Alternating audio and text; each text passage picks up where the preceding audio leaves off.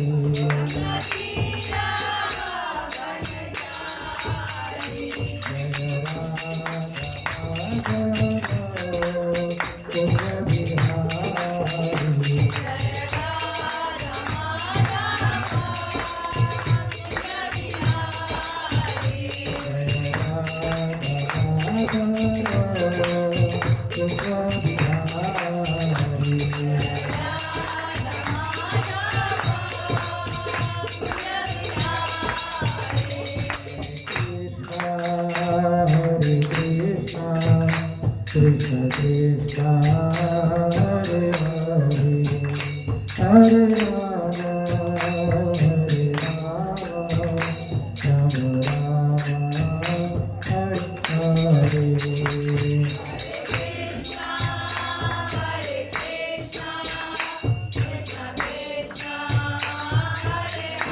Hare Hare Rama Hare Rama Rama Rama Hare Hare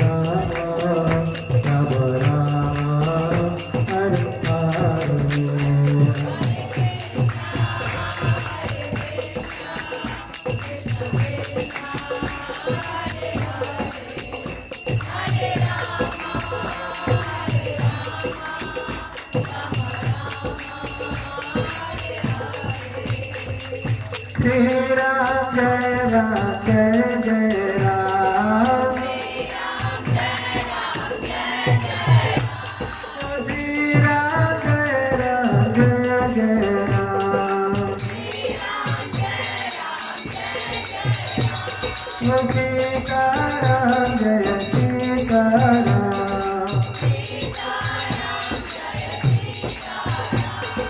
जनक दुलारी सीताराम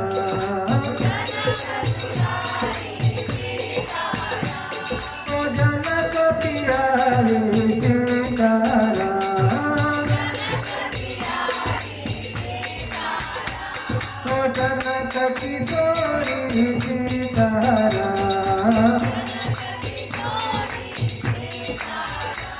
ओ तेरा सीताराम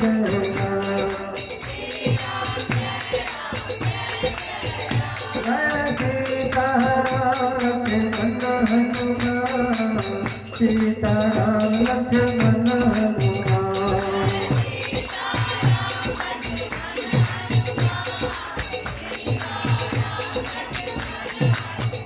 जय लक्ष्मण राम जय लक्ष्मण राम लक्ष्मण राम जय सीताराम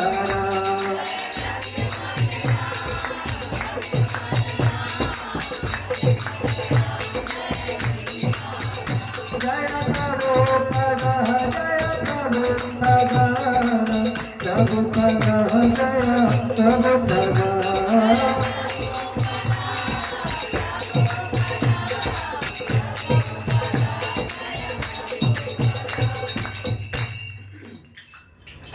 जय ओम विष्णुपाद ब्रह्महंस परिव्राजकाचार्य अष्टोत्तर सतीश डिवाइन ग्रेस श्री भक्तिवेदांत स्वामी शील प्रभुपाद की नित्य लीला प्रविष्ट इस्कॉन भगवाचार्य शील प्रभुपाद की अनंत कोटि वैष्णव वृंद की नामाचार्य श्री हरिदास ठाकुर की प्रेम से कहो श्री कृष्ण चैतन्य प्रभु नित्यानंद श्री अद्वैत गदाधर शिवासादि गौर भक्त वृंद की श्री श्री राधा कृष्ण गोप गोपीनाथ श्याम कुंड राधा कुंड गिरी गोवर्धन धाम की वृंदावन धाम की मथुरा धाम की पुरुषोत्तम छत्र जगन्नाथपुरी धाम की मिथिलापुरी धाम की अयोध्यापुरी धाम की जनकपुरी धाम की गंगा मैया यमुना मैया की भक्ति देवी तुलसी महारानी की कलयुग धर्म नाम संकीर्तन की सभी भक्तों की जय जयकारा हरे कृष्ण सभी भक्तों की जय जयकारा हरे कृष्ण सभी भक्तों की जय जयकारा हरे कृष्ण श्रील प्रभुपाद की ओम नमो भगवते वासुदेवाय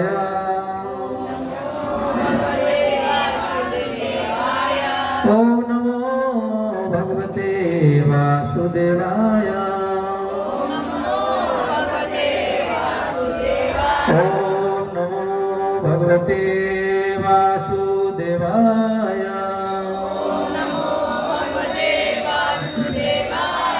नारायणं नमस्कृत्यं नरं चैव नरोत्तमं देवीं सरस्वती व्यासं ततो जयमुदीरयेत् नष्टप्रायेषु अभद्रेषु नित्यं भागवत सेवया भगवती उत्तमा श्लोकैर्भक्तिर्भवती नष्टकी ओम अज्ञानतिमिरान्धस्य ज्ञानाञ्जनशलाकया चक्षुरुन्मिलितं येन तस्मै श्रीगुरुवे नमः श्रीचैतन्यमनोभीष्टं स्थापितं येन भूतले स्वयं रूपः कदा मह्यं ददाति स्वपदान्तिकम् वन्देऽहं श्रीगुरु श्रीयुत्पदकमलं श्रीगुरून् वैष्णवांश्च श्रीरूपं साग्रजातं सगरघुनाथान्वितं संसजीवं साद्वैतं सावधूतं परिजनं सहितं कृष्णचैतन्यदेवं श्रीराधाकृष्णपादान् सहगणललिता श्रीविशाखान्वितांश्च हे कृष्ण करुणा सिंधु दीनबंधु जगत्पते गोपेश गोपिका कांत राधा कांत नमस्तुते तप्त कांचन गौरांगी राधे वृंदावनेश्वरी वृषभानुसुते देवी प्रणमामि हरिप्रिये वाञ्छाकल्पतरुभ्यश्च कृपासिन्धुभ्यैव च पतितानां पावनेभ्यो वैष्णवेभ्यो नमो नमः जय श्री कृष्ण चैतन्य प्रभु नित्यानंद श्री अद्वैत गदाधर श्रीवासादि गौर भक्तवृंद हरे कृष्णा कृष्णा कृष्णा हरे हरे, हरे राम राम राम हरे हरे। हरे कृष्णा। तो सुबह में मंगल आरती में कौन कौन आए थे? नहीं आए थे। तो कुछ ऐसे हमारे वैष्णव है, उनका भी आज आविर्भाव भी है, तिरुभाव भी है। एक है श्री मधु पंडित। मधु पंडित है जो चेतन चेतामित की बहुत अच्छी कथा आती है, क्योंकि समय हमारे पास कम है, नाम बता देते हैं। और उसका आज तिरुभाव दिवस है, आज के दिन अप्रकट हुए थे। दूसरा है श्रीमती जाह्नवी देवी का अपीरेंट है। कौन है जाह्नवी देवी? कौन है जाह्नवा देवी? हाँ, नित्यानंद प्रभु की वाइफ है। उनका आज के दिन आविर्भाव हुआ था। ठीक है, तो इनके बारे में समय रहेगा तो आगे बोलेंगे, नहीं तो अभी तो आज सीतानवी है ना, उस पर तरह बात कर रहे।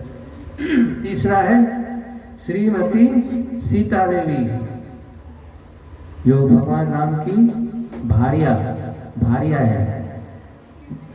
उनका आज आविर्भाव दिवस है, तो उस पर चर्चा करेंगे। ये मिथिला है और बहुत पावन भूमि है। और इसी मिथिला में सीता देवी का प्राकट्य हुआ है। आप लोग जानते होंगे मिथिला। हम लोग बिहार में नहीं रहते हैं। कहते कहाँ रहते हैं आप लोग? तो लिखते बिहार। बिहार में बिहार को हटा देना चाहिए, मिथिला लिखना चाहिए। मिथिला है ना। मिथिला इतनी पवित्र भूमि है। अगर कोई कितना भी पाप करता है कहीं पे, अगर उनका पाप नष्ट नहीं होता है, अगर मिथिला में आ गया, भगवान के दर्शन कर लिए, जनकपुर चले गए, दर्शन कर लिए, तो आपके जितने सारे पापों का पहाड़ क्यों नहीं होगा, कई जन्मों के पाप क्यों नहीं। और मिथिला में भ्रमण करने से, भगवान के दर्शन करने से आपको सारे पाप छार बन जाता है। पापों का पहाड़ है वो बिल्कुल राख बन जाता है। तो ये है मिथिला का महात्म्य। तो इसलिए तो उसी मिथिला में कौन प्रकट हुई थी? सीता देवी, है ना। एक तो कई सारे नाम से जाने जाते हैं। जानकी भी बोलते हैं, मिथिलेश कुमारी बोलते हैं, हाँ भूमिजा, कई सारे नाम बोलते हैं। तो आज हम बताएंगे आपको ये नाम क्यों पड़ा भूमिजा। बोलते हैं ना भूमिजा। एक नाम है रत्नावली, सीता देवी का नाम रत्नावली। नाम क्यों पड़ा है ना। एक नाम है जो, एक और नाम है जो क्या नाम, जैसे जिससे प्रकट हुआ था उसका वो नाम पड़ गया था। हाँ, अग्निगर्भा भी सीता देवी का नाम है। और क्या नाम जानते हैं आप लोग? सीता नाम क्यों पड़ा? हाँ, जो हल जो चलाते हैं, हल देखे ना, गांव घर में हल जो होता है, हल के अंदर एक ऐसे होता है, उसके फाल लगा होता है। जब जनक महाराज हल चला रहे थे तो हल का फाल है क्या हो, फार बोलते हैं, यहाँ तो फार बोलते हैं। तो फाल क्या हुआ, जिसको सीत बोलते हैं। तो जो एक सोने का संदूक था उसमें लगा था, इसी जिससे प्रकट, उसी इनका नाम पड़ गया। सीत से प्रकट इसका नाम पड़ गया सीता, है ना। जनक की नंदिनी है ना। कृष्ण को भी कृष्ण नंदन है ना, यशोदा नंदन ना। तो इसी तरह से मिथिलेश कुमारी भी बोलते हैं, कई नामों से जाने जाते हैं। तो इसी के बारे में थोड़ा चर्चा करिए, इसका नाम क्यों पड़ा। तो सबसे पहले भागवतम, कोई हल्ला गुल्ला नहीं करेंगे तो अच्छा रहेगा। एक ही हल्ला चलने दीजिए, एक ही आदमी बोलेंगे, बाकी लोग चुप रहेंगे। ठीक है, यहाँ सब चुप रहेंगे, एक बोलेंगे, सब बोलेंगे तो फिर कुछ नहीं होगा। फिर बाद में आप लोग भी बोलने देंगे, एक एक करके बोलेंगे। तो हम भागवतम से आप लोगों को सुनाएंगे, ये नहीं कि हम कहीं से कुछ सुना देंगे। जो कुछ अभी हम लोग बोलते हैं क्या है, भागवतम से, भगवत गीता से, शास्त्रों से बोलते हैं, शास्त्रों में जो लिखा हुआ है वही बात बोलते हैं, जो शास्त्रों में नहीं लिखा है वो हम नहीं बोलते। तो भागवतम के नवम स्कंद में, भागवतम के सुन रहे सब लोग, सबसे पूछेंगे लास्ट में, आपको बोलना पड़ेगा, आप ध्यान से सुनेंगे तभी बोल पाएंगे। तो भागवतम के नवम स्कंद में, भागवत के नवम स्कंद में कितने अध्याय है? भागवत के नवम स्कंद में आपको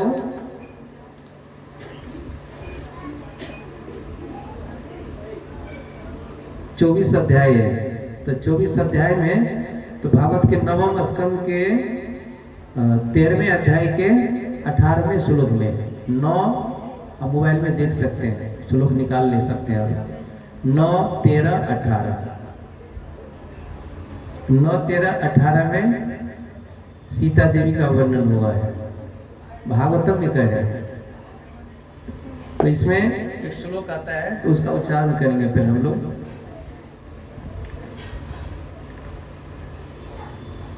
ततः, बोलिए, ततः शीर्ध्वजः यज्ञे यज्ञ अर्थम कर्षतः महीम सीता शीर अग्रतः जाता तस्यात् शीर्ध्वजः अस्पृतः ततः शीर्ध्वजो यज्ञे ततः शीर्ध्वजो यज्ञे यज्ञार्थं कर्षतो महीम् यज्ञार्थं कर्षतो महीम् सीता शीराग्रतो जाता तस्मात् शीर्ध्वजः स्मृतः ततः शीर्ध्वजो यज्ञे यज्ञार्थं कर्षतो महीम् सीता शीराग्रतो जाता तस्मात् शीर्ध्वजः स्मृतः ततः शीर्ध्वजो यज्ञे यज्ञार्थं कर्षतो महीम् सीता शीराग्रतो जाता तस्मात् शीर्ध्वजः स्मृतः ततः हर्षोरोमा में से शीर्ध्वजः, शीर्ध्वज नामक पुत्र यज्ञ उत्पन्न हुआ, यज्ञ अर्थम यज्ञ करने हेतु कर्षतः भूमि जोतते समय महीम पृथ्वी को सीता देवी श्री रामचंद्र की पत्नी शरीर अग्रतः हल के अग्रभाग से जाता उत्पन्न हुई तस्मात् इसीलिए शीर्ध्वज अस्मृतः विख्यात हुआ। कह रहे कि हर्षोरोमा से शीर्ध्वज, जिसका नाम जनक भी था, है ना, तो शीर्ध्वज नाम का जनक था। जनक एक क्या है, जैसे मोदी है प्रधानमंत्री, 15 प्रधानमंत्री एक पद है। जैसे मोदी से पहले, नरेंद्र मोदी से पहले कोई और प्रधानमंत्री था कि नहीं? अभी नरेंद्र मोदी बना है, भविष्य में हो सकता है कि उसके बाद कोई और हो, उससे पहले कोई और था। तो ये जनक है, एक पद है। जैसे ब्रह्मा है, ब्रह्मा एक पद है ना, कोई भी व्यक्ति ब्रह्मा बन सकता है। जैसे आप लोग भी कभी ब्रह्मा बन सकते हैं अगर अच्छे कर्म करेंगे, अच्छे कर्म के कारण आप भी ब्रह्मा के पद से जा सकते हैं। अब ब्रह्मा भी अगर कोई गलत कार्य करेगा तो नीचे गिर सकता है। एक चींटी भी ब्रह्मा बन सकता है, ब्रह्मा भी कभी चींटी बन सकता है ना।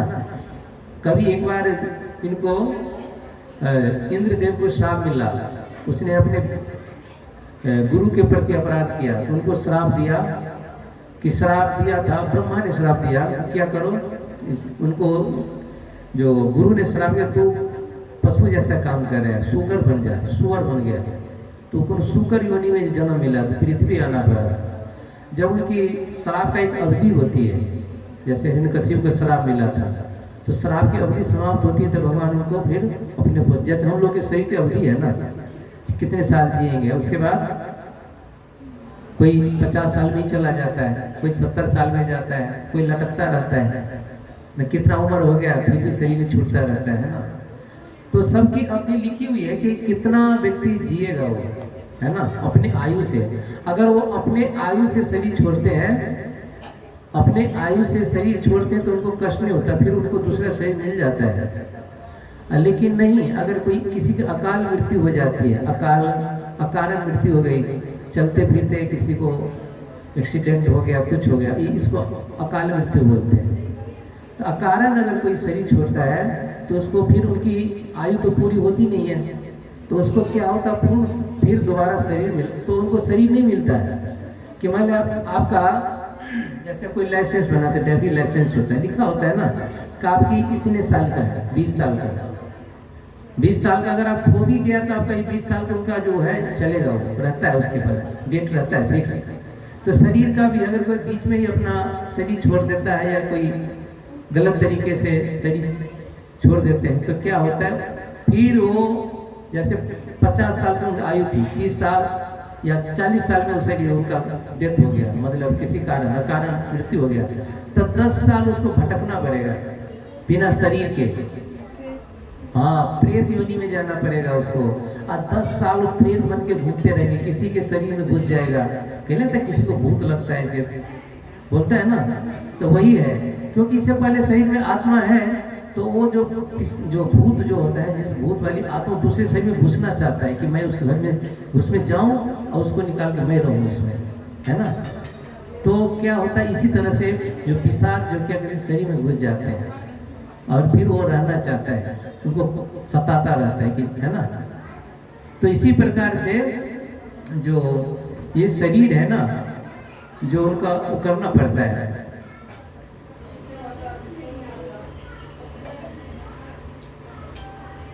तो कह रहे हैं कि हर्षरोमा से शीरध्वज, जिसका नाम जनक था, नाम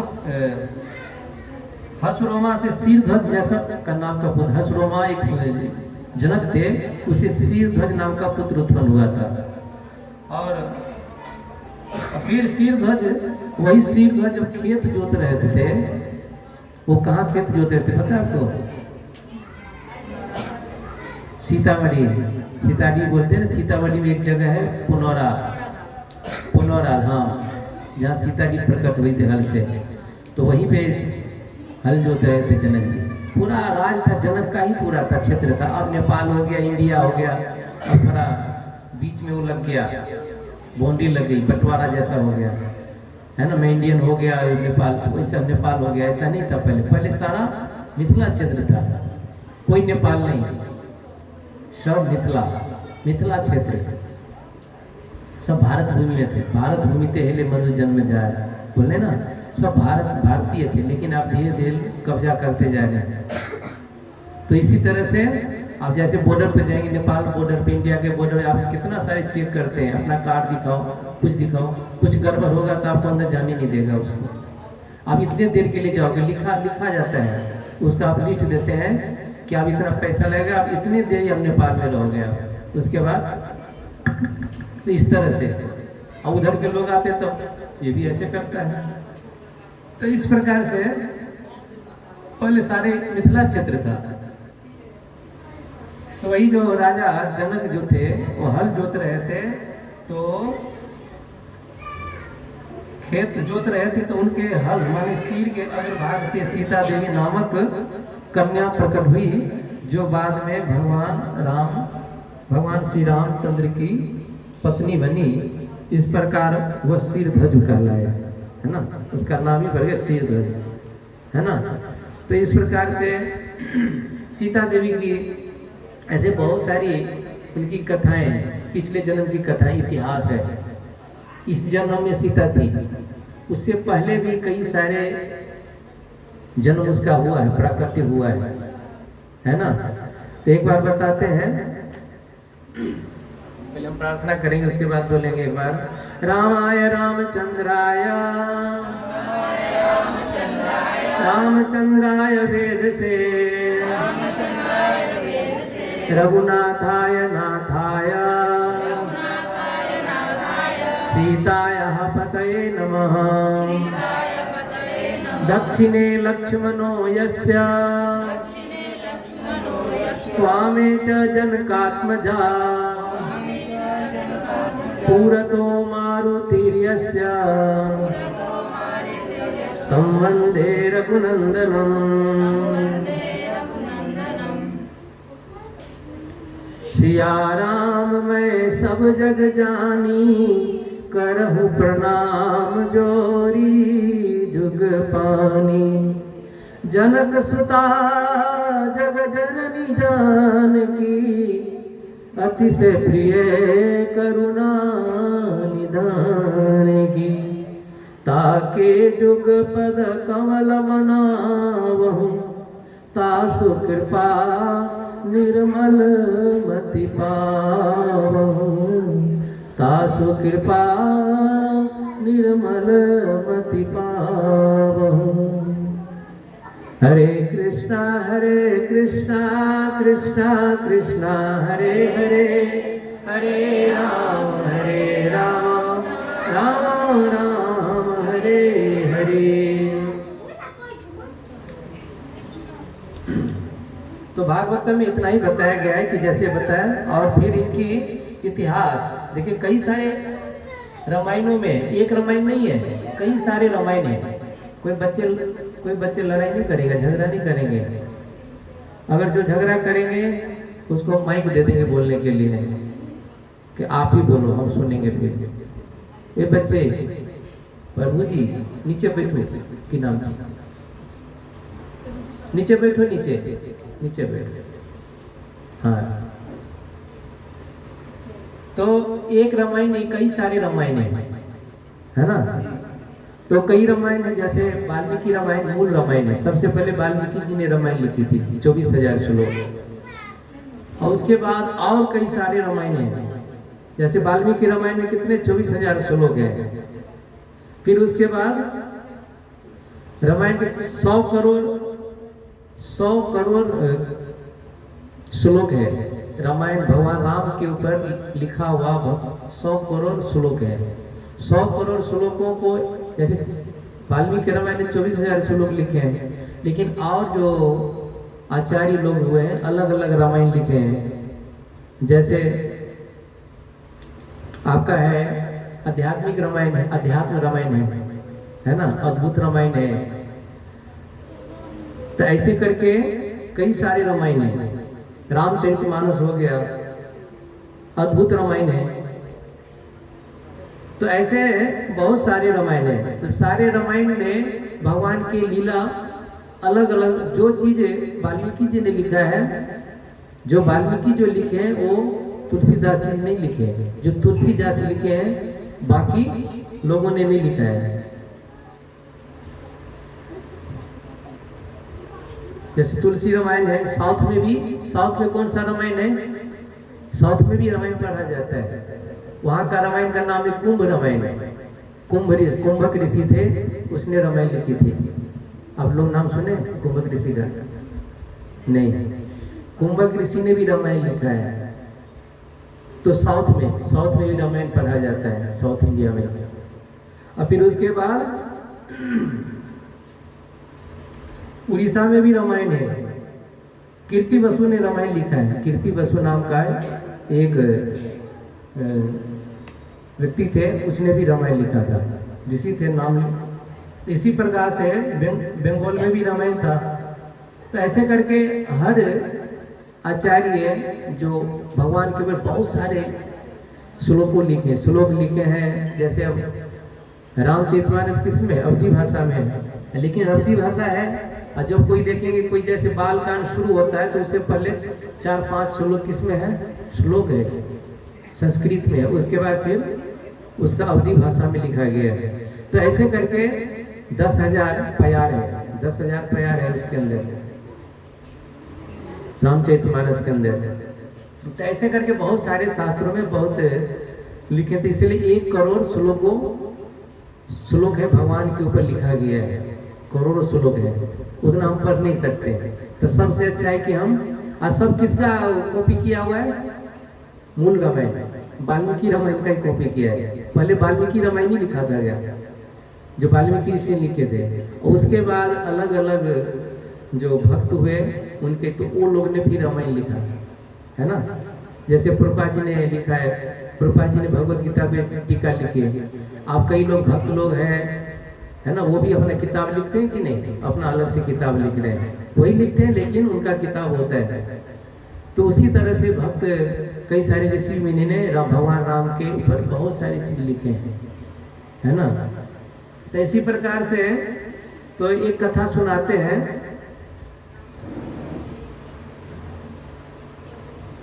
तो एक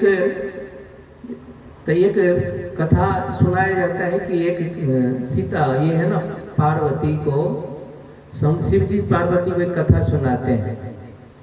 ये रामायण के बारे में, रामायण बताते हैं सीता जी की उत्पत्ति के बारे में, कि सीता जी की उत्पत्ति कैसे हुई। सीता जी की उत्पत्ति के बारे में बताते हैं कि एक बार एक जगह एक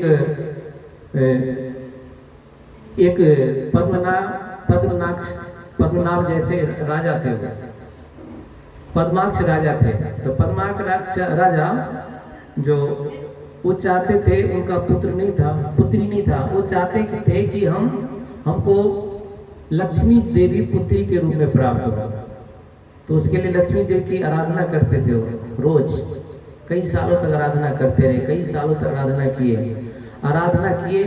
और उनकी एक इच्छा थी कि हमें साक्षात लक्ष्मी देवी, हमारी लक्ष्मी स्वरूपा हमें पुत्री प्राप्त हो। तो तब तपस्या करते करते, आराधना करते करते लक्ष्मी देवी प्रसन्न हुई। बोले कि क्या चाहिए बताओ, कि क्या चाहिए आपको। तो राजा बोले कि हे माता, हमें आपके लक्ष्मी स्वरूप आपके जैसे पुत्री चाहिए। तो पुत्री चाहिए तो लक्ष्मी जी बोले कि देखिए, मैं अपने पति से बिना पति के पूछे बिना मैं कुछ नहीं कर सकती। जैसे है ना, कोई पत्नी आज्ञाकारी होती है, तो अगर कोई कुछ कह देते बोले कि नहीं, हम कैसे बोलेंगे, हम अपने पति से पहले पूछ लेते हैं। अगर हमारे पति उसको तैयार हो गए, राजी हो गए, तब हम आपको वो करेंगे, है ना। तो इसीलिए वो लक्ष्मी देवी ने कहा कि नहीं, हम नहीं करेंगे। तो उसके लिए आपको, अगर हमको आप पुत्री रूप में चाहते हैं, तो हमारे पति से परमिशन लेना पड़ेगा। अगर हमारे पति अगर परमिशन दे देता है, तब जाके हम आपकी पुत्री बनने के लिए तैयार है। तब जाके फिर वो पद्माक्ष राजा थे, फिर तपस्या किए भगवान का, नारायण की तपस्या किए, भगवान नारायण की तपस्या किए। और तो भगवान को भी प्रसन्न किया। जब भगवान को प्रसन्न किए तो भगवान प्रसन्न हुए। और भगवान उनकी तपस्या से, आराधना से जो प्रकट हुए और उनसे बोले कि बस बोलिए आपको क्या चाहिए। तब जाके उसने बोले कि जो आपकी जो भारिया है, आपकी भारिया मुझे पुत्री के रूप में चाहिए, है ना। तो भगवान बोले कि ठीक है, तथास्तु।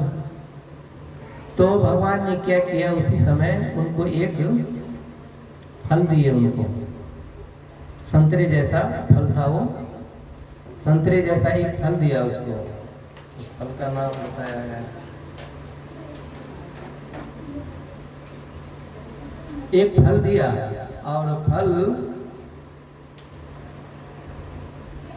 मातुलुंगी फल बोलते हैं उसको, संस्कृत का वर्ड है मातुलुंगी फल, मतलब एक संतरा दिए उसको। बोले कि ये संतरा लो, है ना। उसको संतरा पकड़ा दिए। और संतरा कोई ये वाला संतरा नहीं था, कुछ सोने का कुछ ऐसा वो था, बिल्कुल देखने में लगता ऑरेंज कलर का। तो उनको पकड़ा दिया। बोले कि ये लो, तुम्हारी इच्छा पूरी होगी। तो जो संतरा लिया और गया, जब और जब संतरा को उसको जो खोलते हैं तो संतरा से एक कन्या प्रकट होती है।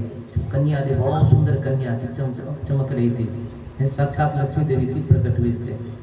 तो उसे निकाला, उसको फिर उनका पालन पोषण करने लगे कि वो दिव्य कन्या थी, साक्षात लक्ष्मी थी।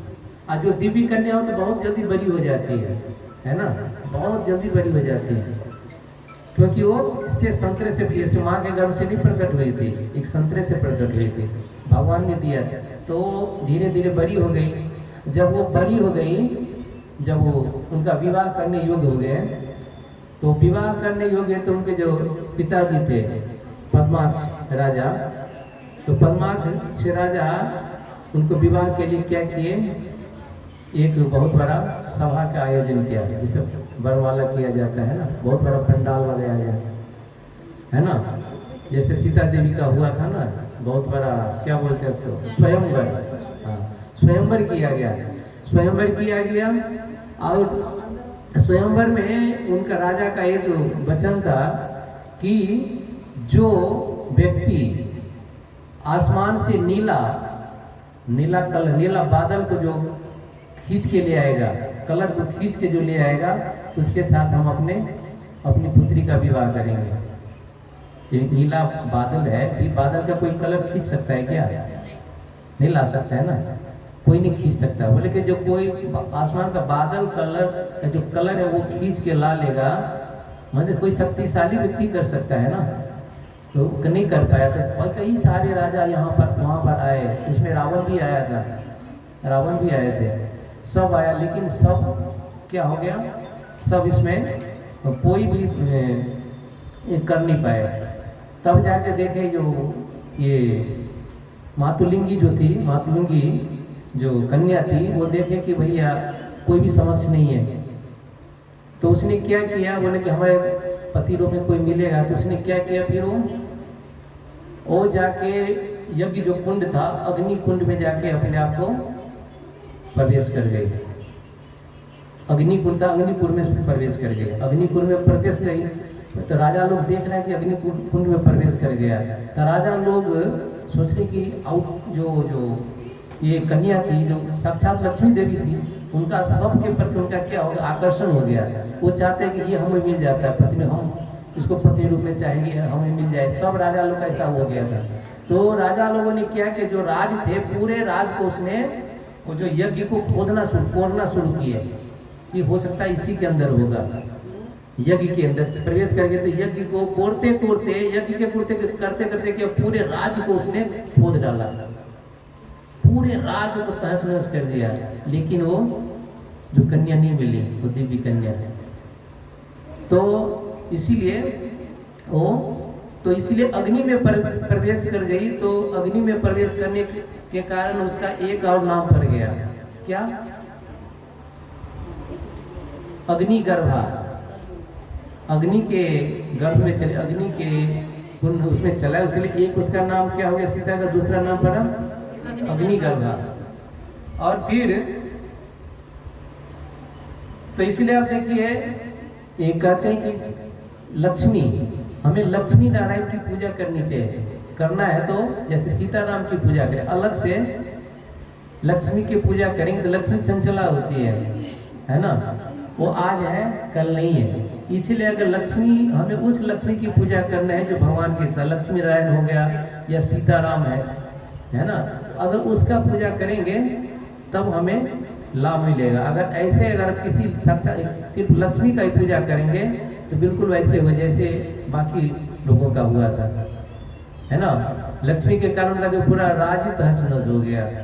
सिर्फ लक्ष्मी चाहिए था, नारायण नहीं चाहिए था। वो चाहते, उनको पता नहीं चला कि दिव्य बालिका है, दिव्य कन्या है, ये भगवान के लिए बनी है। लेकिन उसके कारण सबका, किसी को कुछ नहीं मिला, माया मिली ना राम, कुछ नहीं मिला उसको।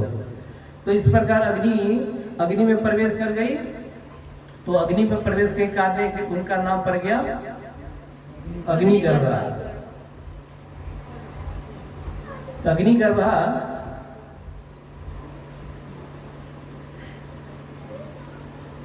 तो अग्निगर्भा तो उसने क्या किया, जो रावण थे, तो रावण जो अग्निगर्भ से प्रकट हुए, तो उसमें से क्या कि उसमें जो वही अग्निगर्भ जो सीता देवी है जो है, उससे 5 रत्नों में प्रकट हुई, 5 रत्न।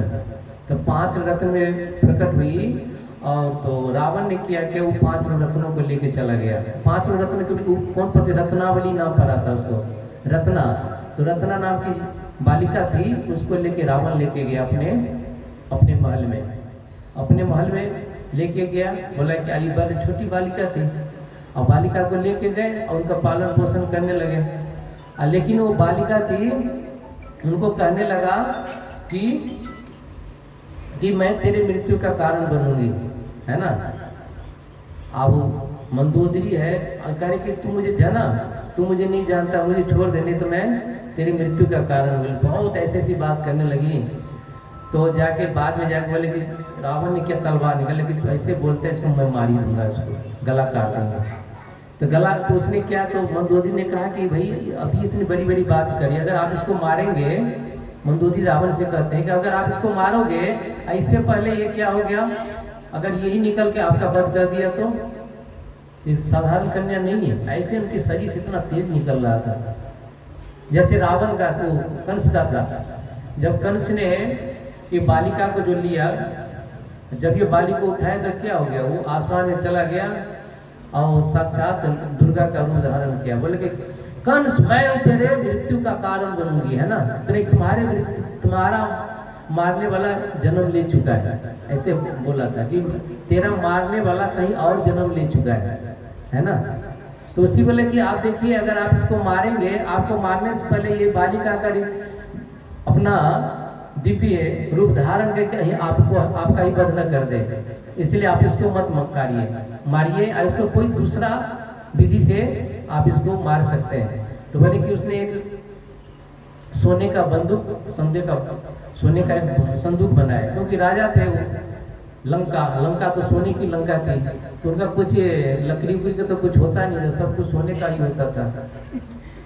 सोने की लंका है, जब लंका सोने की है, चप्पल भी सोने का है, सब कुछ सोने का है ना, हर चीज सोने का है।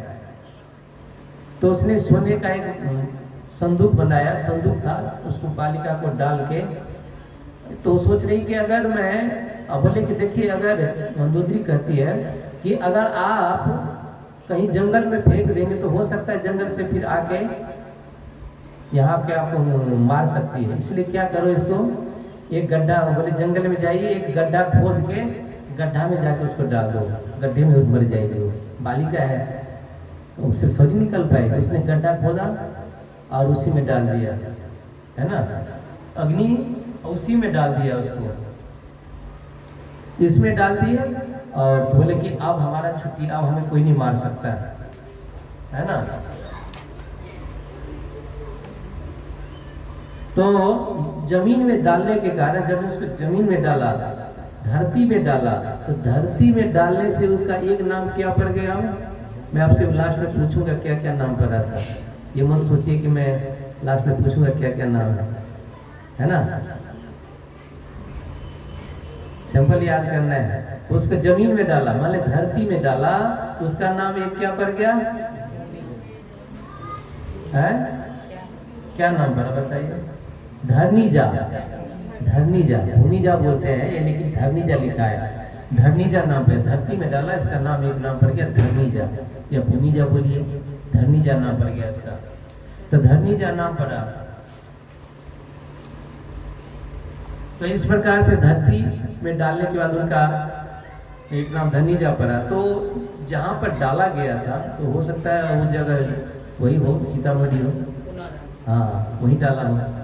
तो उसने जनक महाराज, वो जो राज्य जहाँ डाला गया था, तो वो रावण थे, उसने डाला, कहीं भी डाल दिया था उनको, किसी राज में, अपना क्षेत्र में, किसी और क्षेत्र में डाल दिया था कि भाई हमारे अपने क्षेत्र में डालेंगे, तो वो मिथिला क्षेत्र में डाल दिया था वहीं पर। तब जाके उसने देखा कि कुछ, तो भूमि जो थी जहाँ पे डाला गया था, तो जनक महाराज ने एक ब्राह्मण को दान में दे दिया, है ना। वो ब्राह्मण थे, बोले कि देखो तुम ब्राह्मण हो, कुछ खेती बाड़ी तो करते नहीं हो, तो ये जमीन ले लो, अपना उसको उपजा के खाना। तो ब्राह्मण ने ले लिया, बोले ठीक है महाराज। लेकिन ब्राह्मण थे, ब्राह्मण तो खेती करता नहीं है, जैसे कल हम बता रहे थे, है ना। ब्राह्मण खेती नहीं करता, ब्राह्मण क्या ज्ञान दे सकता है लेकिन खेती नहीं कर सकता, है ना। तो उसने क्या किया, वो जमीन एक किसान को, है ना, जो जमीन को कोड़ने वाला जिसको होता है, जो खेती करता है, धान गेहूँ चावल उगाते हैं, उसको दे दिया कि आप ये खेत ले लीजिए, आप ये खेती करो, आप मुझे आप आधा रखना, आधा को दे देना। तो ये जमीन उनको दे दी किसान को। जब वही जो किसान जो थे, जब खेत जोत रहे थे, है ना, जो उपजाऊ बनानी है उसको जोत रहे थे, खेत जोत रहे थे, हल से हल चला रहे थे। तो हल जो चला रहे थे तो वही जो उनका फाल है, जो हल जैसे चलता है ना, तो हल जो फाल जो लग गया जरा, तो उसी पेटी में जो संदूक था, कई लोग बोल रहे वो सोने का मटका था, कई जगह कुछ और कई सारी चीज़ें की, तो उसमें लग गया, अटक गया। तब सोच जब अटक गया, आगे बढ़ ही नहीं रहा था। तब जाके वो किसान ने उस जगह को खोदा। जब उस जगह को खोदा तो उससे क्या निकला, सोने का पेटी निकला, है ना। ताला लगा हुआ था, नंबर वाला ताला हो सकता है, नंबर सिस्टम ताला है, आता है ना आजकल। तो ये अब बोले कि किसान क्या बोले कि महाराज, ये तो फिर पहले देखिए, पहले कौन त्रेता युग था, त्रेता युग में सब लोग बहुत, कोई लालची नहीं हुआ करता था। तो उसने किया कि जो किसान जो पेटी लेके किस ब्राह्मण के पास चला गया, कहे ब्राह्मण देव, ये पेटी आपके खेत से निकली है ना, ये पेटी आपके खेत से आप रख लो। तब जाके ब्राह्मण कहते रहे मैंने आपको दिया है करने के लिए, बोले कि आप तो मुझे खेत दिए हैं करने के लिए ना, लेकिन ये पेटी थोड़ी दी है आप, तो पेटी आपकी है, आप रखिए। अब ब्राह्मण सोच रहे हैं कि भाई ये खेत तो हमारा है ही नहीं, ये खेत हमें राजा ने दिया है। देखिए ब्राह्मण कितने पहले वो होते थे। तो ब्राह्मण ने किया, वो पेटी लेके सीधे राजा जी के पास चला गया, जो उनको दान में दिया था, जनक महाराज के पास। जनक महाराज के पास चले गए तो जनक महाराज को दिए कि महाराज आपने जो खेत दिया था काफ़ी साल पहले दिया था, भूल गया था, एकदम से भूल गया था। पहले राजा लोग देते थे भूल जाते थे, अब दे दिया हमें, आजकल तो याद रखते हैं फलाने व्यक्ति को मैं इतना दान दिया हूँ, है ना। हमको बार बार याद आता नहीं है, देता है कम, याद ज़्यादा करते हैं, है ना। तो यहाँ क्या वो तो राजा के पास बोले कि अच्छा मैंने, बोले कि हाँ दिया होगा। बोले कि ये पेटी आपके खेत से निकला है, तो आप ये पेटी रख लीजिए। बोले कि पहले ब्राह्मण देवता, ये खेत तो मैंने आपको दे दिया है, आप खेत से जो कुछ भी निकलेगा, चाहे अनाज निकले चाहे कुछ भी निकले, तो आपकी हो गई। तब ब्राह्मण क्या बोलते हैं, ब्राह्मण बोलते हैं, कलयुग के ब्राह्मण होते तो पता भी नहीं चलने देता है किसी को, है पता चलने देता है, वहीं पे दबा देता, भाई किसी को बताना मत, आपने आधा 50-50 कर लो, आप रखो हम लगे बंद, है ना। लेकिन पहले के ब्राह्मण ऐसे गए तो बोले कि तब जाके क्या कर रहे हैं कि मैंने आपको दे दिया, सब आपकी, हम नहीं लेंगे कुछ। तब कह रहे हैं ब्राह्मण, करेंगे ब्राह्मण, कहते महाराज आपने तो मुझे खेत दिया है, ये पेटी थोड़ी दिया है, आप खेत से जो कुछ निकलेगा वो आपकी है, लेकिन मैं जो खेत दिया है जोतने के लिए, वो धन उपजेगा वो हमारा होगा, लेकिन आपने मुझे खेत दिया था, ये धन थोड़ी दिया था आपने, ये हमारा नहीं, आप ही रखिए। तो दोनों में आपस में चलने लगा, बोले कि नहीं आप रखिए, वो कह आप रखिए, आप रखिए, आप बोलिए। तब जाकर वहाँ के सैनिक लोग कहे कि वास्तव में आपस में इसमें है क्या चीज़, देखना चाहिए पहले, जिसके लिए इतना बातें बढ़ रही है। तो बोले कि इसको खोला जाए। तो उसको सैनिक लोग उसको ताला को तोड़ के जब खोलता है तो देखता है कि उसमें दिव्य कन्या निकलती है। कौन? सीता निकलती है। ब्राह्मण को पता कि तो साक्षात, तो ब्राह्मण तो वहाँ से चला जाता है कि भैया हम तो ब्राह्मण हैं, पुत्री है ना। तो फिर वो जो उनके पास पुत्री, तो उसने जनक महाराज ने वो पुत्री को रख लिया, जो जब भूमि से प्रकट हुआ था धरनी, तो उसको अपने पास रख लिए। अब क्योंकि वो फल के फाल से निकला था, इसीलिए उनका ये नाम रख दिया था, शीत से प्रकट हुआ, इसका नाम रखा सीता, इसका नाम पड़ा सीता। है ना। तो इसलिए उनका नाम पड़ा सीता। और इस प्रकार से भगवान सीता देवी का प्राकट होता है। फिर उनका पालन पोषण हुआ, धीरे धीरे बड़े होने लगे। और सीता देवी की कई सारी कथा, जब बचपन में ही बताया कि जब छोटे बच्चियाँ थी, एक बार फूल तोड़ रही थी, फूल तोड़ना था उसको, तो उसके घर में बहुत एक धनुष रखा था, बहुत जो परशुराम द्वारा। तो क्या किया, उनको फूल तोड़ना, छोटी थी वो तोड़ नहीं पा रही थी, ऐसे ऐसे कर रहा था, नहीं कर रहा था। तो क्या क्या तोड़ने के क्या लाऊं, क्या तो कोई लकड़ी तो कोई मिला नहीं, तो उनको धनुष मिल गया। परशुराम जी का धनुष था इतना भारी, वो धनुष जो 300 गुरु बोलते हैं, महाराज जी बोलते हैं, परम पूज्य गोपाल कृष्ण गोस्वामी महाराज बोलते हैं कि उस धनुष को लाने के लिए 300 पहलवानों को भेजा जाता था। वो उनको धक्का मार के, सिर्फ धक्का मार के ले जाते थे, उठा भी नहीं पाते, धक्का मार के लाते थे। उसको सीता देवी ने सिर्फ एक हाथ से उठा लिया, है ना, उसको उठा लिया, बाग में गई, दौड़ के गई पुष्पवाटिका, वहाँ पुष्पवाटिका गए हो गया, गए वहाँ के फूल तोड़ लिए, फूल तोड़ रहे थे। तब जाके उसमें से एक सैनिक ने देख लिया, कहले महाराज गजब हो गया, गजब हो गया। कहले क्या हो गया? कहीं सीता ने धनुष उठा लिया। कहले तू पागल हो गया है क्या, भांग खा लिया है, कुछ नशा तो नहीं कर गया? बोले नहीं महाराज, बोले नहीं, विश्वास ही करने वाली बात। बोले अब चल के तो देखिए। जब जनक महाराज को लाए तो जनक महाराज देख रहा, देख के छोटी सी बालिका, शिव जी के है ना, वो शिव जी का धनुष, पिनाक धनुष था, पिनाक धनुष से वो फूल तोड़ रही है, फूल तोड़ी, फिर तोड़ लिया, फिर रखा को रख दिया, फिर बंद कर दिया, है ना। तो ये देख के जनक महाराज का दिमाग कहीं कि भैया ये साधारण कन्या नहीं है ना, उसके लिए वर भी तो ऐसा ही होना चाहिए।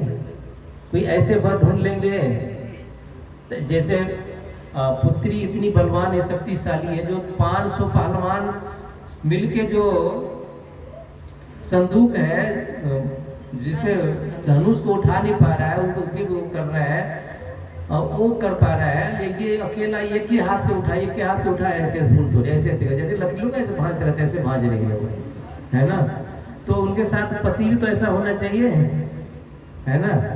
इसीलिए जनक महाराज ने संकल्प ले लिया, बोले कि जो व्यक्ति, राजा थे, बोले कि जो व्यक्ति धनुष को उठाएगा, इसमें प्रत्यंता चढ़ाएगा, उसी के साथ उनकी विवाह होगी। कम से कम धनुष तो उठाए, कम से कम। तो इसीलिए उनका ये टेस्ट लेने के लिए, है ना, कि वास्तव में कितनी शक्तिशाली है। किसी के वजन से होता है ना, किसी का कोई, जैसे आप देखे संसार में देखे, कोई 10 किलो उठा लेता है, कोई 50 किलो, 50 क्विंटल, लेकिन कितना उठाएगा? कोई थोड़ा ही उठा पाता है, जितना उनकी क्षमता होती है। तो क्षमता देने की बात में उनकी कितनी क्षमता है, तो उनको पता चल गया साक्षात ये कोई साधारण बालिका नहीं है, क्योंकि भूमि से प्रकट हुई थी। आप देखेंगे कि भगवान राम किससे प्रकट हुआ है? खीर से प्रकट हुआ है ना, खीर से प्रकट हुआ है। सीता देवी जमीन से प्रकट हुई। कोई भी माँ के गर्भ से कोई नहीं प्रकट हुआ है, कोई माँ के गर्भ में 9 महीना नहीं रहा है ना। तो इसीलिए जो भगवान, तो इस प्रकार दोनों दिव्य है, भगवान का भी प्रकट है, वैसे सीता देवी का भी प्रकट ऐसे ही हुआ था। तो इसीलिए तो फिर जाके, इसीलिए उसने, भगवान ने स्वयंवर किया, तो जनक महाराज ने स्वयंवर किया, और ताकि स्वयंवर से पता चले कि वास्तव में सीता योगी कौन है, कौन नहीं है। कोई लोग तो उठा भी नहीं पाएगा, है ना। जैसे रामचरितमानस में कुछ और दिखा रहा है, लेकिन इसमें जो वाल्मीकि रामायण में बताते हैं कि जो विश्वामित्र आए थे, जब राम जी को, जब तारका और सुबह को जो मार के उनको धनुष दिखाने के लिए लाए, धनुष दिखाने के लिए लाए, तो जाके राम जी करे कि मैं धनुष को देख छू सकता हूँ, उठा सकता हूँ क्या? तो बोले कि भैया कोई तो उठाने, उससे पहले ये सब काम हो चुका था। बोले कोई नहीं उठा पाया था, ऐसे धनुष रखा हुआ था। बोले ठीक है, देखो ट्राई करो। तो उसी समय भगवान राम ने धनुष को उठाया था, है ना, उनको धनुष दिखाने के लिए लाया था। ये जो आपका जो स्वयंवर का वर्णन आपको वाल्मीकि रामायण में नहीं मिलेगा। पढ़े होंगे, पढ़े आप, है वर्णन? इसमें पुष्प वाटिका का वर्णन है, ये सब सिर्फ तुलसी महाराज तुलसी जी की है। इसीलिए तो हर जो भक्त अलग अलग प्रकार से अपने जिसकी जो अपना अंदर से अनुभूति हुआ है लिखा है। तो इसी प्रकार से जो सीता देवी का जब ये राम जी आए, धनुष उठाया फिर जाके बोले कि वास्तव में इसके साथ सीता का विवाह हो सकता है, तब जाके उनका विवाह हुआ किए थे। तो इस प्रकार से सीता देवी की लीला है ना। तो सीता देवी, तो आप लोग से कुछ प्रश्न है, ठीक है। पहला क्या था, पद्मांश राजा से जो प्रकट हुई थी तो कौन थे, इनका क्या नाम पड़ा था?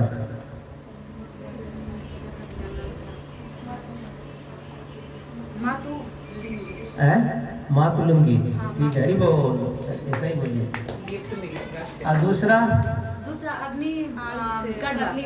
अग्नि से जब दूसरा, तीसरा धनुष और चौथा रत्न, जब रावण उनको लेके गए थे रत्न, और पांचवा उनका नाम पड़ा वो सीता। पांचवा सीता, ठीक है। और अब दूसरा बता सकते हैं कि राम जी के पत्नी का नाम क्या है? राम जी के पत्नी का क्या नाम है? डर क्यों नहीं बोल रहे हैं?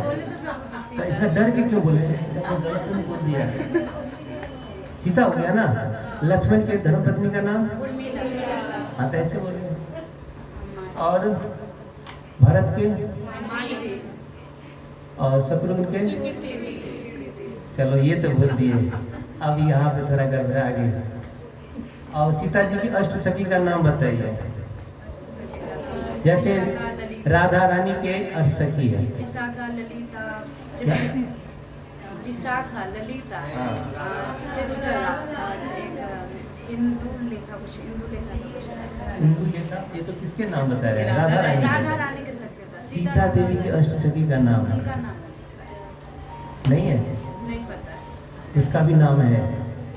सीता देवी के अष्ट सखी का नाम बता देते हैं आपको, ये सबको नहीं पता होता है। जैसे रामायण में रामचरितमानस में भी कहा गया है, लेकिन उसको नाम नहीं बताया है। एक है चारुशिला। टाइम हो गया जी, आज कुछ लिख के नहीं दे रहे हैं, टाइम हो गया, बंद करने वाले हैं। एक का नाम है चारुशिला, दूसरा है लक्ष्मणा, तीसरा है हेमा, चौथा छेमा है पद्मगंधा, बरारोहा, शुभगा और सुलोचना। हो गया 8। है पद्मगंधा के बाद बरारोहा, फिर शुभगा,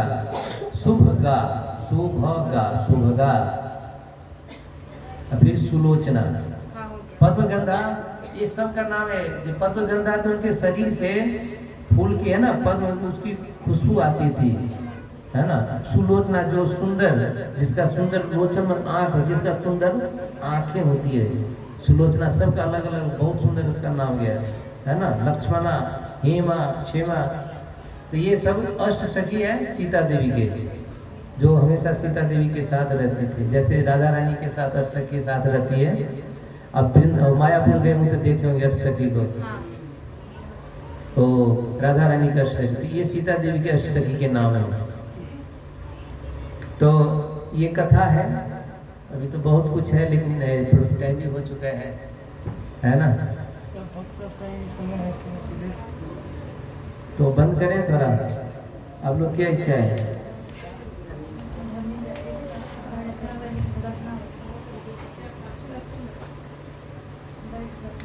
एक भजन गाते हैं।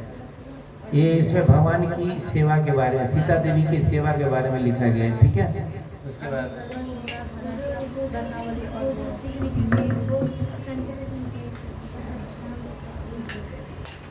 ये कथा मैंने, देखिए ये कथा सबको नहीं बता पाते हैं, ये कई लोग ये बता देते हैं कि सीता देवी फल से प्रकट हुई थी, लेकिन पिछले जन्म के इतिहास नहीं बता पाती है। पिछले जन्म के इतिहास द्रौपदी का है, द्रौपदी के पिछले जन्म का इतिहास है। उनको द्रौपदी को इतना कष्ट यहाँ पर क्यों झेलना पड़ा, है ना। इसका पिछले जन्म का उसने अपराध किया था। लिखा गया है कि पद्म पुराण में लिखा गया है, उसने जो पुरुषोत्तम मास हो ना उनको मलमास बोल दिया था। मलमास, हम लोग तो अधिक मास बोलते हैं ना, अधिक मास है, लेकिन ये उसको पुरुषोत्तम मास बोलते हैं। लेकिन उसने बोला कि ये तो मल मास है, इसको ये मल मास को जैसे 12 महीने 3 साल के बाद आता है ना, 1 महीना जो बड़ा वो जो हो जाता है, वो बोला ये तो मल मास है, ये तो बिल्कुल मल के जैसा है। मल मास में तो मल के जैसा है, उसको मल जैसा त्याग देना चाहिए। जैसे लोग मल त्याग के भाग जाते हैं वहाँ से ना, उसको भी ऐसे त्याग देना चाहिए। उसका नाम भी नहीं मत लो इसका। ऐसा बोलने के कारण उसको अपराध लगा था। इसके कारण उसको जब दोबारा उनका अग्नि से प्रकट हुई थी वो भी, लेकिन कितना उनको कष्ट झेलना पड़ा था। भरी सभा में इतना उनको कितना उनको किया गया था। तो और कई सारे कितना कष्ट मिले, कई सारे मिले। तो इसलिए कहेंगे तो कहा जाता है कि भगवान का कुछ इसमें कुछ ऐसे वो नहीं करना चाहिए, उसे हमें उसका बहुत बड़ा परिणाम भुगतना पड़ता है ना। इस जीवन में तो अगले जीवन में भोगना पड़ता है ना। तो कई सारी चीज़ है शास्त्र में है, लेकिन उसको गहराई में कई सारे शास्त्रों में है, लेकिन हम लोग शास्त्र पढ़ नहीं पाते हैं ना, इसलिए पता नहीं चलू, है ना। पहले शास्त्र को पढ़ेंगे तो ज्ञान मूल मिलेगा। तो ये सीता देवी का मैंने आपको हिस्ट्री बताया, है ना। और उसके बाद सीता देवी प्रकट हुई, सीता भगवान से विवाह हुआ, उसके बाद, है ना। और उसका एक और कथा आती है तो समय नहीं है कि उनको कई लोग कहते हैं कि जो सीता देवी को दोबारा वनवास क्यों मिला, है ना। एक बार वनवास मिला ही था, बेचारी को दोबारा वनवास क्यों मिला। उनको लांछन लगा देते कि मतलब कि इतने दिन रावण के यहाँ रह के आई है, कैसे क्यों, वो तो ठीक है, लेकिन उनका पिछले जन्म बचपन में उसने गलती किया था, बताया गया है। ये तो ऐसे कुछ, लेकिन उसने क्या किया कुछ मालूम है? कोई पापा शायद किसी के मुंह से सुना है कि एक मतलब कि पति पत्नी जो पैरोट के रूप में थे, तो वो अपने पति पत्नी से बात कर रहे थे, तो वो उनके मतलब वो भास कर दी शायद, उनके आने कुछ कह दी गलत। नहीं, वो एक गर्भवती थी, है ना, मेल फीमेल थी। तो जो उनकी पत्नी गर्भवती थी, तो उसने सीता ने क्या किया, जो उनकी जो गर्भवती जो पैरेट थी उनको रख लिया, और जो मादा जो थी तो उनको भगा दिए, बोले कि हमें आपने उनको हटा दिए। तो वही जो मादा पक्षी ने उनको श्राप दिया कि जिस तरह आप मुझे अपने पत्नी से अलग कर रहे हो, है ना, उसी तरह आपको भी एक दिन अपने पति से जब गर्भवती रहोगी तो तुम्हें भी अपने पति आपको छोड़ देंगे। तो इसके कारण से उनको जाना, अपने जंगल में जाना पड़ा, है ना। ऐसा लिखा गया है पद्म पुराण में, ऐसा है। ये ऐसे नहीं मैं कभी, पद्म पुराण में लिखा हो गया है, शास्त्रों में वर्णन है इसका, है रामायण में दिया हुआ है, लेकिन पद्म पुराण में इसका बहुत बड़ा हिस्ट्री है। कई शास्त्र कई सारी चीज़, इसलिए बोले कि 1 करोड़ आपका श्लोक है, आप कितना पढ़ेंगे, आप पूरा पढ़ेंगे तभी जाके भगवान राम जी के बारे में समझ सकते हैं। नहीं तो थोड़ा बहुत जानेंगे फिर आपको कन्फ्यूजन आएगा कि प्रभु जी तो ऐसे बोल रहे थे, फलाने व्यक्ति ऐसे बोले, ऐसे बोले, वो भी सही बोले, वो भी सही बोले, लेकिन वो अलग अलग शास्त्र से बोल रहे हैं ना, वो देखनी पड़ेगी। जैसे मान लिया तुलसीदास जी ने उस वाटिका का बहुत विस्तार से वर्णन कर दिया, हाँ, लेकिन वाल्मीकि जी तो किया नहीं। ऐसे उसमें देखिए चैतन्य चैतामृत देख लीजिए, जो चैतन्य चैतामृत कृष्णदास कबीरदास ने जो वर्णन नहीं किए, वो जाके वृंदावन दास ठाकुर ने किया। जो वृंदावन दास ठाकुर ने जिसका वर्णन नहीं किया, वो लोचन दास ठाकुर ने वर्णन किया, है ना।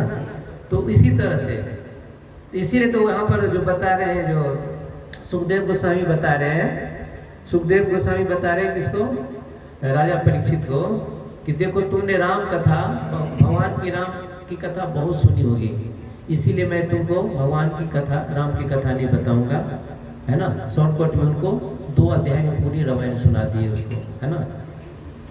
2 अध्याय में उसने पूरे रामायण उसको सुनाया,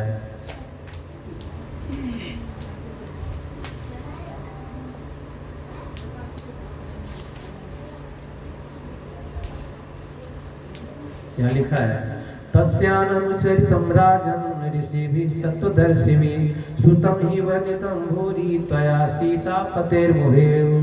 करे हे राजा परीक्षित, भगवान रामचंद्र के दिव्य कार्यकलापों का वर्णन उन साधु पुरुषों द्वारा किया गया है जिन्होंने सत्य का दर्शन किया है। चूंकि आप सीता माता के पति, ऐसे देखिए सीधे भगवान का नाम ले रहे हैं राम जी के। सीता माता के पति कौन है?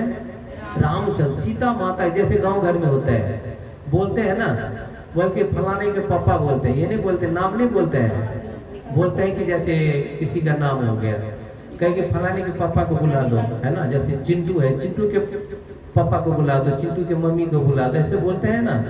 उनके अपने पुत्र के नाम से उनको बुलाया जाता है, डायरेक्ट उसको नहीं बोला जाता है। ये तो आदान प्रदान है ना, ये कल्चर है, मिथिला का एक कल्चर है। लेकिन अब धीरे धीरे लुप्त हो जा रहा है, होता जा रहा है। आप कल हर कोई नाम से बुलाते हैं, नहीं, पहले ऐसा था, फलाने के पापा को बुला दीजिए, करे नाम बताओ क्या नाम है, कहीं नाम नहीं है। वो भी जो पुराने जो व्यक्ति अभी भी नाम बताएंगे ने, वो कहेंगे फलाने व्यक्ति के जो नाम है उनके तो उसी वही नाम है, लेकिन वो अपने मुंह से अपने पति का नाम नहीं लेते।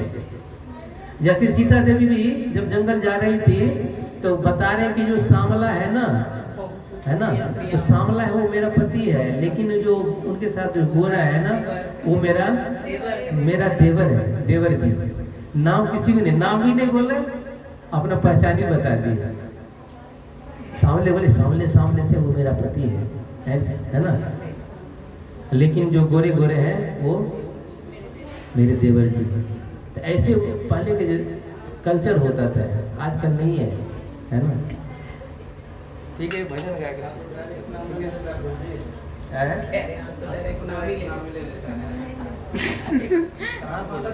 इधर बैठे हाँ वही तो कह रहे हैं, अब नहीं है ना, मिथिला नहीं रहा हो। भजन गाते हैं खुशी में। आज सीता देवी का वो है, इस भजन में क्या है, सीता देवी की सेवा के बारे में बता रहे हैं ना। ठीक है, आप लोगों ने सुना भी होगा, प्रयास करेंगे गाने का। आप बजाइए। अपना किशोरी जी के टहला बजेवई, हम मिथिले में रहबई। अपना किशोरी जी के टहला बजेवई, मिथिले में रहबई। अपना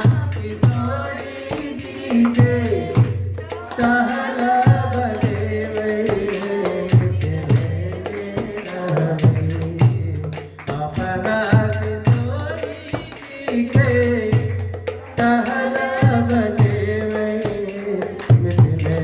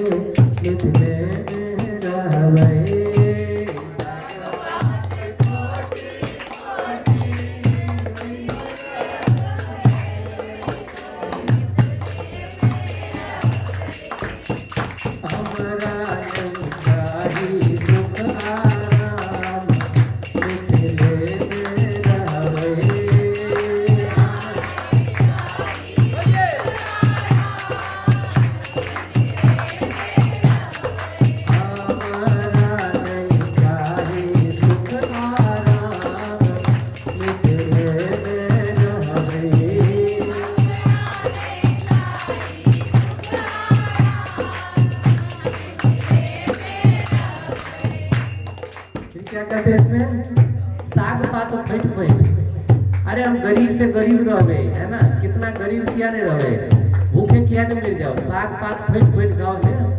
आई कल बारी झाड़ में साग भात में साग फेट फेट खाओ दिवस गए करे तो ना अपना पेट ज्या जुड़ते हुए खेबे अपना दिवस अपना दिन बीते हुए, लेकिन अपना मिथिला के नहीं छोड़बे, मिथिला के नहीं छोड़बे है ना, मिथिला के नहीं छोड़बे, हमरा नहीं चाहिए प्यारा, मिथिला के नहीं छोड़बे, हमरा नहीं चाहिए प्यारा, मिथिला के नहीं छोड़बे है ना।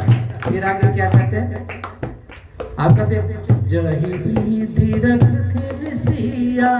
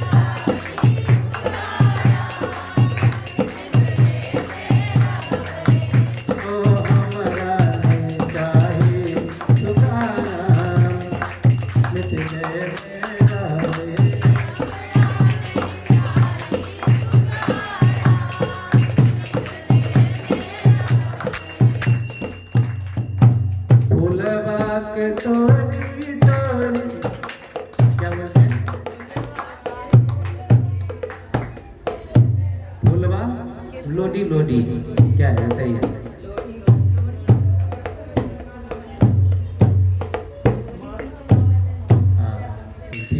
हरे कृष्णा कृष्ण कृष्ण कृष्ण हरे हरे, हरे राम राम राम हरे हरे।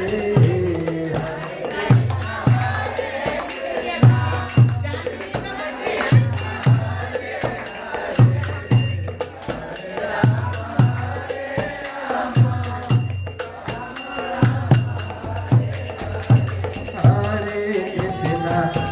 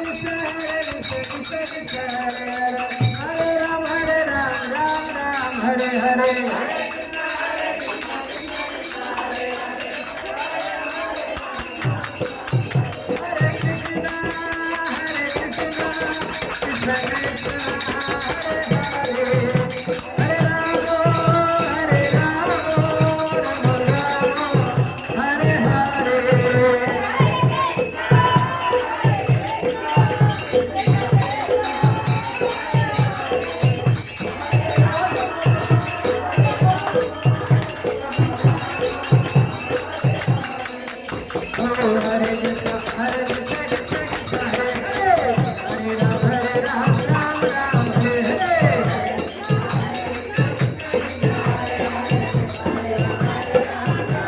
हरे कृष्ण कृष्ण कृष्ण हरे हरे हरे राम राम हरे हरे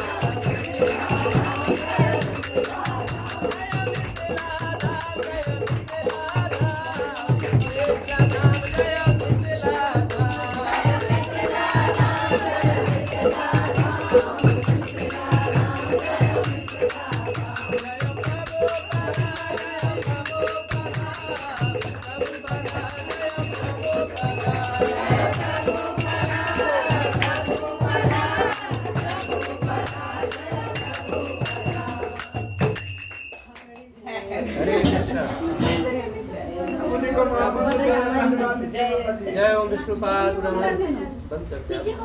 जय ओम विष्णुपाद ब्रह्महंस परिव्राज का आचार्य अष्टोत्तर श्री डिवाइन गिरीश श्री भक्तिदान स्वामी श्री प्रभुपाद की नित्य लीला परविश इस्कॉन धर्माचार्य श्री प्रभुपाद की अनंत कोटि वैष्णव वृंद की रामाचार्य श्री हरिदास ठाकुर की प्रेम से कहो श्री कृष्ण चैतन्य प्रभु नित्यानंद श्री अद्वैत गदाधर शिवासादि गौर भक्त वृंद की जय श्री राधा कृष्ण गोपीनाथ श्याम कुंड राधा कुंड गिरी गोवर्धन धाम की वृंदावन धाम की मथुरा धाम की पुरुषोत्तम चित्र जगन्नाथ धाम की मिथिलापुरी धाम की अयोध्यापुरी धाम की गंगा मैया यमुना मैया की भक्ति देवी तुलसी महारानी की कलयुग धर्म हरिनाम संकीर्तन की सभी भक्तों की जय जयकारा हो हरे कृष्ण सभी भक्तों की जय जयकारा हरे कृष्ण सभी भक्तों की जय जयकारा हरे कृष्ण गुरु और गौरांग की जयकारा श्री श्री सीता नवमी महामहोत्सव की श्री प्रभुपाद की निताय निताय गौर प्रेमानंदे बधाई भी आप बोल रहे हैं गाने के लिए बधैया गा दीजिए हम लोग मान लेते हैं कुछ है नहीं आपके पास तो होगा इतना सारा भजन गाते हैं प्रभु जी आप गाइए बधैया हम लोग मान क्या गाते हैं मुझे पता नहीं है। प्रभु जी से रिक्वेस्ट करिए गा दीजिए 1 मिनट के लिए हम लोग मांगेंगे इससे मांगेंगे आप लोग तो मिथिला में जाते हैं मेला में जाते हैं आप लोग